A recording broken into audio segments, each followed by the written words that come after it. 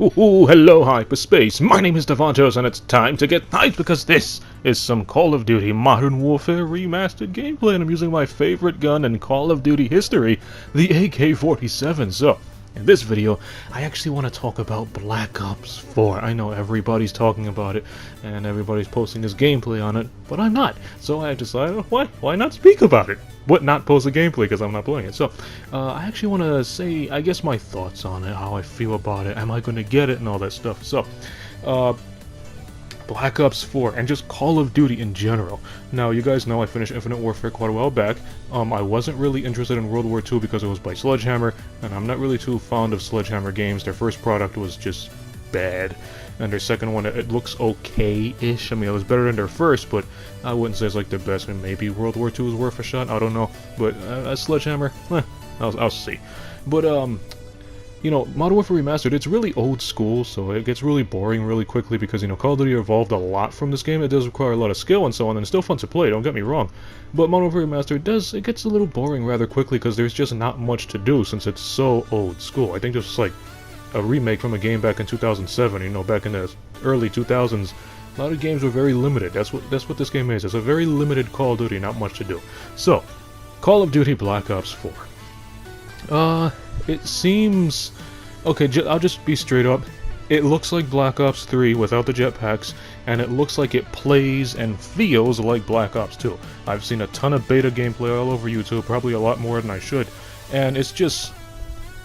It just looks like a mixture of Black Ops 3 and 2. It's basically Black Ops, what, 2.5? So, yeah, that's it. I mean, the guns, they look like Black Ops 3 weapons. I'm not too sure on the names of the Black Ops 3 weapons, but if you guys play a lot of Black Ops 3, and you look at the gameplay from Black Ops 4, you're gonna see that the guns look almost identical.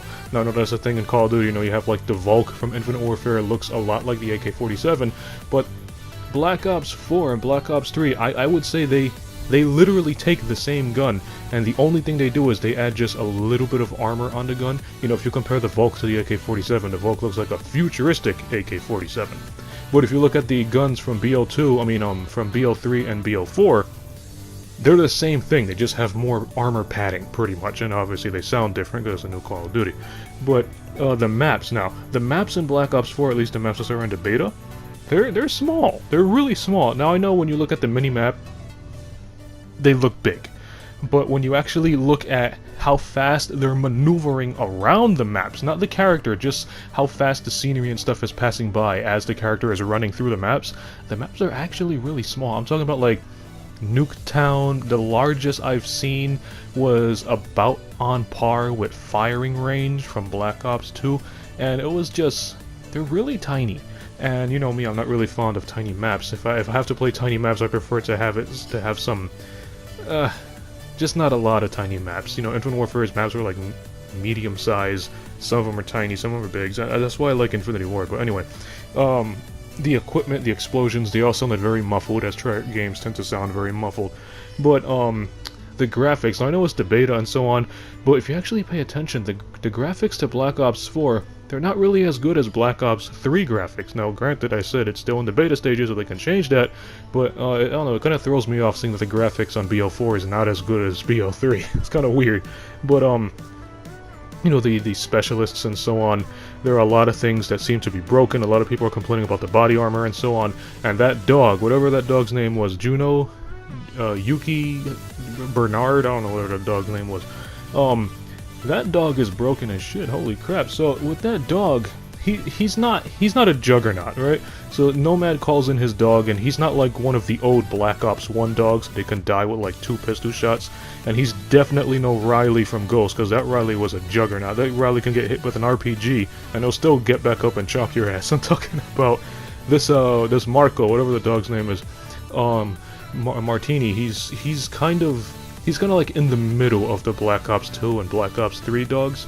So this Menendez guy, he flies through the map so fast. What he does is, like, I've seen some clips where there's like a staircase, right? You know, the staircase, a few flights of stairs, and Nomad calls in Bernard, and when Nomad calls him in, it's like that dog just skyrockets through the map, and you see his silhouette through the walls. When he hits the staircase, because of the staircase's trajectory, he just propels off it like a freaking rocket, and that's broken. That dog is traveling faster than an RPG missile.